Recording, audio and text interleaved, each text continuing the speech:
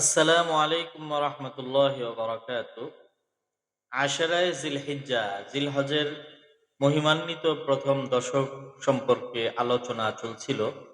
এর আগের পর্বে আমরা আশারায়ে জিলহিজ্জা বা মহিমান্বিত জিলহজের প্রথম দশকের করণীয় সম্পর্কে, প্রথম করণীয় তথা গৌরকর্ম থেকে বিরত থাকা সম্পর্কে আলোচনা করেছি।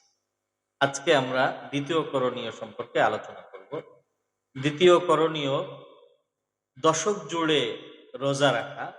তবে দশক জুড়ে রোজা রাখা বলতে ঈদের দিন ১০তম দিন ছাড়া, এখানে ৯ দিনকেই দশক হিসাবে ব্যক্ত করা হয়েছে। তো দ্বিতীয় আমল হচ্ছে ঈদের দিন ছাড়া ৯ দিন বা দশক জুড়ে রোজা রাখা। এটি বছরের অন্যতম একটি গুরুত্বপূর্ণ ফজিলতপূর্ণ একটি নফল এবং মুস্তাহাব রোজা।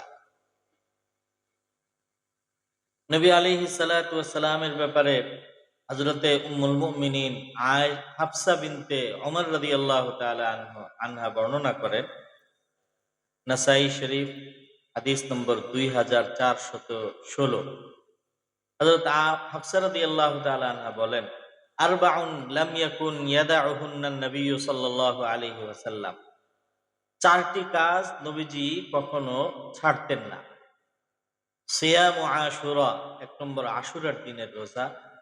২ নম্বর ওয়া সালাসাতি আইয়ামিন মিন কুল্লি শাহরিন, প্রত্যেক মাসের ৩টি রোজা অর্থাৎ আইয়ামে বীজ যাকে বলা হয়। ৩ নম্বর ওয়াল আশরি, অর্থাৎ জিলহজ মাসের এই ১০ দিনের রোজা ঈদের দিন ছাড়া।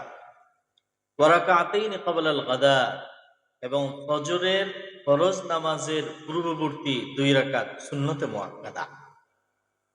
তো এই হাদিসের দ্বারা আমরা জানতে পারলাম যে নবীজি খুব গুরুত্বের সাথে যে আমলগুলো করতেন, এর মধ্যে অন্যতম একটি অতি গুরুত্বপূর্ণ আমল হচ্ছে জিলহজ মাসের প্রথম দশক জুড়ে রোজা রাখা।